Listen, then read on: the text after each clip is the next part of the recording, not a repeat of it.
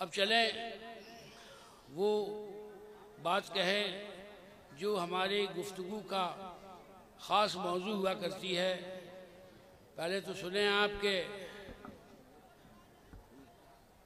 वादी रज़ा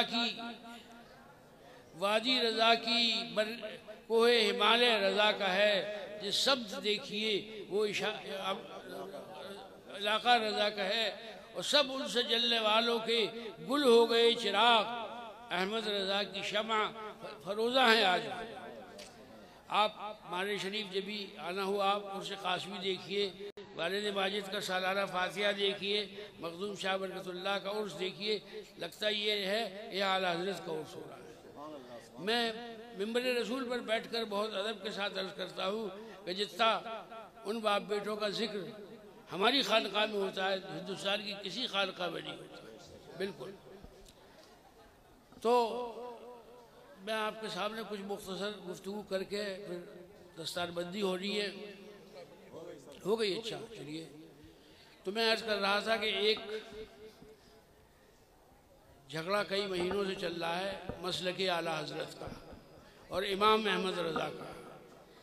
कहने वाले कहते हैं कि इमाम तो चार हैं, इमाम अबू हनीफ़ा, इमाम अहमद बिन हम्बल, इमाम मालिक और इमाम शाफ़ई, ये पांचवें इमाम कहाँ से आ गए?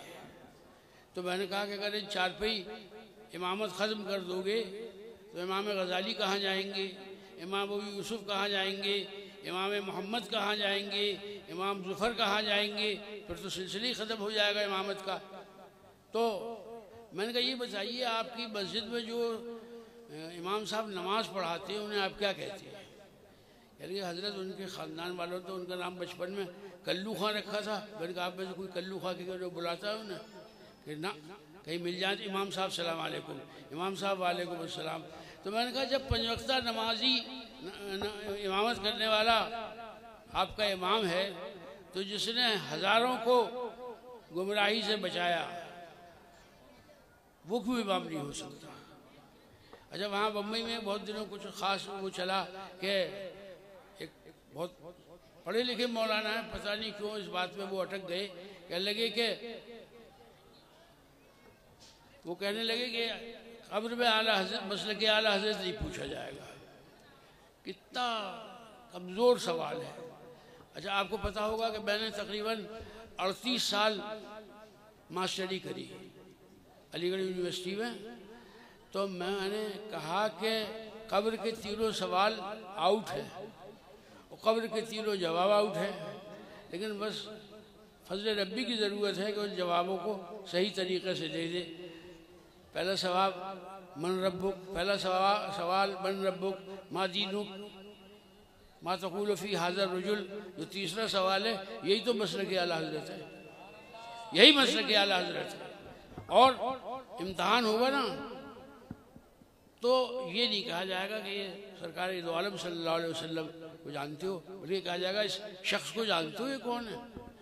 तो हम लोग तो माशाअल्लाह खूब मुस्कुराएंगे, खुश होंगे, और जो ये कलूटे हैं जिनके चेहरों पर, जिनके माथे पर दाग लगा हुआ है गद्दारी का, ये हाय हाय करेगी कि अरे हमने कुछ मालूम ही नहीं किया, हमने कुछ पता नहीं किया।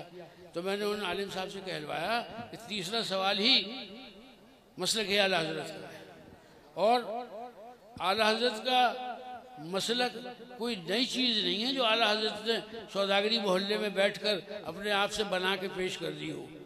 ये वही मसलक है जो मसलक इमाम आज़म है, ये वही मसलक है जो सरकार गौसे आज़म का मसलक है, शाह वलीउल्लाह का मसलक है, मखदूम किशोशा का मसलक है, मखदूमाने मारहरे का मसलक है, सीधा सीधा मसलक है। और इस मसलक की मुझसे आप अगर चाहें तो मैं 2 लाइन में इसकी तारीफ़ भी कर सकता हूँ कि पूछा जाए भाई मसलक आला हज़रत क्या है, तो इसका जवाब ये है कि अल्लाह के रसूल को उस तरह जानो और उस तरह मानो जो ऐन मंशाए इलाही के मुताबिक है, यही मसलक आला हज़रत है, यही मसलक आला हज़रत है।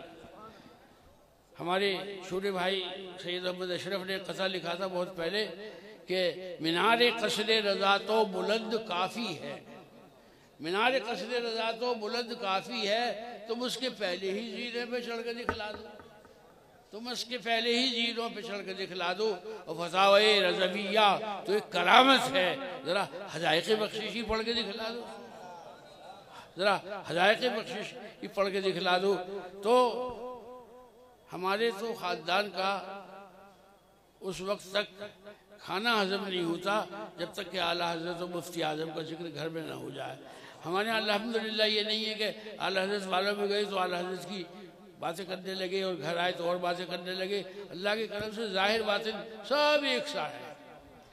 वालिद माजिद ने अब से 30 साल पहले इंतकाल से कुछ देर पहले हम भाइयों को जमा किया चारों को, वो कहा कि आला हज़रत को जानते हो? तो नजीब मियाँ ने कहा उन्हें कोई नहीं जानता, जो मानता है वो भी जानता है, जो नहीं मानता वो भी जानता है।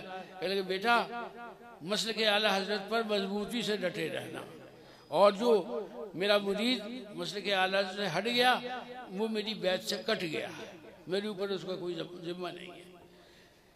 तो भाइयों अपने मसलक पर मजबूती से कायम रहो। अपने मुल्क से हम मोहब्बत करते हैं, इसके लिए हमें किसी सबूत की ज़रूरत नहीं है। जब 1948 में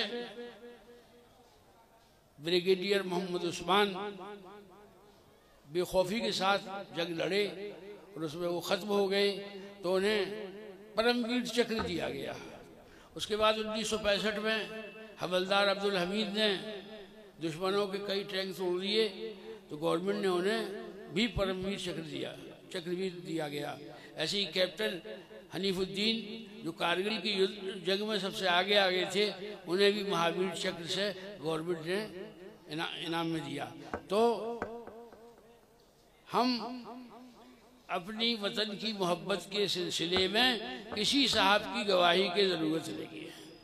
हम जान देकर अपने मुल्क की हिफाजत करते, और हमारा रसूल जब वतन की मोहब्बत का हुक्म देता है तो हमारी क्या औकात है कि जो उनके हुक्म पर अमल न करें। तो मेरे भाइयों अब इंशाअल्लाह कोशिश करूँगा कि जल्दी जल्दी आता रहूँ। आज आप लोगों ने बड़े खुलूस और मोहब्बत के साथ पेश आए, अल्लाह ताला इसका आपको अजर अज़ीम अता फरमाए। ये मदरसे का क्या नाम है? आहसनुल बरकात मदरसा आहसनुल बरकात की आज दस्तारबंदी हुई और वहाँ से हुफ़ाज़ कुर्रा मौलवी वहाँ से उनको दस्तार फजीलत बांधी गई। तो उन बच्चों से मैं ये कहना चाहता हूँ कि तुम कभी किसी तरह के एहसास कमतरी में मत मुब्तला होना। मेरी 71 साल से ज़्यादा उम्र है, मैंने आज तक किसी मौलवी को भूखे मरते नहीं देखा। मैंने इंजीनियरों के यहाँ पैसे की परेशानी देखी, डॉक्टरों के यहाँ परेशानी देखी, और जब हम इस दुनिया से चले जाएंगे तो यही तो हमारी नमाज पढ़ा के हमें कब्र में उतारेंगे। इसलिए इन उलमा को बहुत खुशी के साथ आज का दिन अपनी ज़िंदगी का समझें। जब आपने इस कदर इल्म हासिल किया को आपको दस्तार फजीलत बांधी गई। मैं अपने बिरादर तरीक़त मोहम्मद हसनैन कादरी को, जो इस मदरसे के सर्वे सरवा हैं, जिन्होंने इसकी बुनियाद डाली और जब वो इसे चला रहे हैं, उनको दिल की गहराइयों से मुबारकबाद देता हूँ। अल्लाह तबारक व तआला आपको मज़ीद हौसला अता फरमाए और आप इसी तरह से इस मदरसे की खिदमत करते रहें। मेरे ख्याल में आप सलातो सलाम पढ़ लिया जाए। हाँ इनामत हजरात, देखिए अभी हमारे मौलाना सैयद अमीनुल कादरी साहब ने कहा था, जो भाई जो बच्चे मुरीद होना चाहते हैं, जो मैं पढ़ाऊँ उसे आप दोहराइए। पढ़िए बिस्मिल्लाहिर्रहमानिर्रहीम।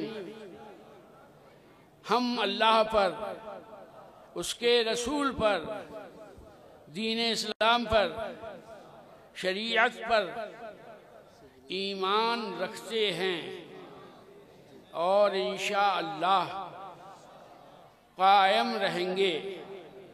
हमने गुनाहों से तौबा की, हम दाखिल हुए क़ादरी सिलसिले में हमने अपनी जान और माल अल्लाह और उसके रसूल की खुशी के बदले में बेच डाले। अल्लाहुम्मा रब्बना तक़ब्बल मिन्ना इन्नका अंतस समीउल अलीम व तुब अलैना इन्नका अंतत तव्वाबुर रहीम। या अल्लाह, या रहमान, या रहीम, या सत्तार, या गफ़्फ़ार, इन भाइयों को, इन बच्चों को सिलसिले आलिया क़ादरिया बरकातिया में शामिल किया। या रब्बल आलमीन, इनकी बैत को कबूल फरमा। हर ज़मीनी आसमानी बला और मुसीबत से हम सब की हिफाजत फरमा। या अल्लाह, दुश्मनों के शर, हासदों की बदनज़र से हम सबको महफूज फरमा। या अल्लाह, बीमार भाई बहनों को शिफाए कामिला अता फरमा। या अल्लाह, बे औलादों को औलाद स्वालेह अता फरमा, बे इल्मों को इल्म नाफ़े अता फरमा। या अल्लाह, हमारी हर जायज़ तमन्ना को पूरा फरमा। मैं अपने बहुत चहीते सैयद अमीनुल क़ादरी साहब को दिल की गहराई से मुबारकबाद देता हूँ कि वो सिर्फ मेरा सुन के यहाँ पर तशरीफ़ लाए। बहुत मसरूफ़ आदमी हैं। अगर साल में 365 दिन प्रोग्राम होते हैं तो उनके 465 दिन प्रोग्राम होते हैं, मगर ये तशरीफ़ लाए और अल्लाह ताला इनकी इल्म में, इनकी सेहत में, इनके कमाल में, इनके जमाल में बरकत अता फरमाए। आमीन अल्लाहुम्मा आमीन। सल्लल्लाहु तआला अला खैर खल्क़िही मुहम्मदिन व आलिही व अस्हाबिही अजमईन रहमतिका या अरहमर राहिमीन। जो भाई सिलसिले में दाखिल हुए हैं वो अपने शजरे यहाँ से ले लें, मदरसे से अपने शजरे ले लें। एक किताब है, उसमें उर्दू, हिंदी, इंग्लिश तीनों ज़बानों में लिखा हुआ है।